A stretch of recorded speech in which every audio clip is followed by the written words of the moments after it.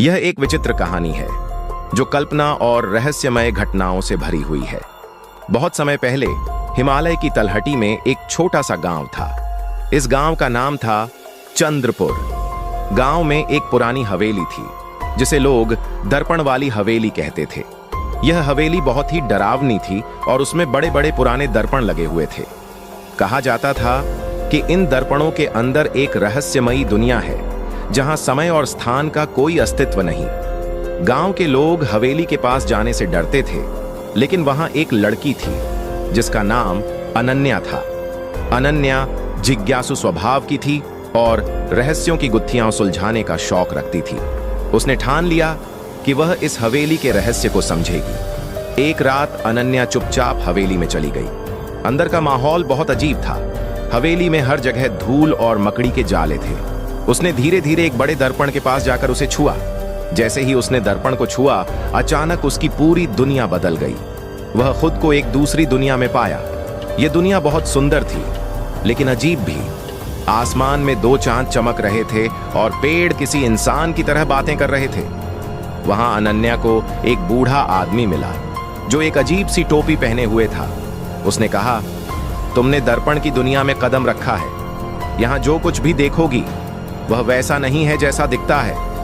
अनन्या ने उस बूढ़े आदमी से पूछा, मैं यहां क्यों आई हूं? बूढ़े आदमी ने कहा, यह दुनिया तुम्हारे साहस और जिज्ञासा का परिणाम है, लेकिन तुम्हें यहां से वापस जाने के लिए 3 पहेलियां हल करनी होंगी। अगर तुम असफल हुई तो हमेशा के लिए इस दुनिया में फंस जाओगी। पहली पहेली थी, वह क्या है जो टूटने पर आवाज नहीं करता? अनन्या ने सोचा और जवाब दिया, सन्नाटा। बूढ़ा आदमी मुस्कुराया और दूसरी पहेली पूछी। दूसरी पहेली थी, ऐसी कौन सी चीज है जो जितनी ज्यादा बढ़ती है उतना ही हल्की हो जाती है? थोड़ी देर सोचने के बाद अनन्या ने कहा, सांस। बूढ़े आदमी ने फिर सिर हिलाया और तीसरी पहेली पूछी। तीसरी और आखिरी पहेली थी, ऐसी कौन सी चीज है जिसे तुम जितना ज्यादा अपने पास रखोगे उतना ही कम होगी? यह पहेली सबसे कठिन थी। अनन्या ने गहराई से सोचा और जवाब दिया, समय।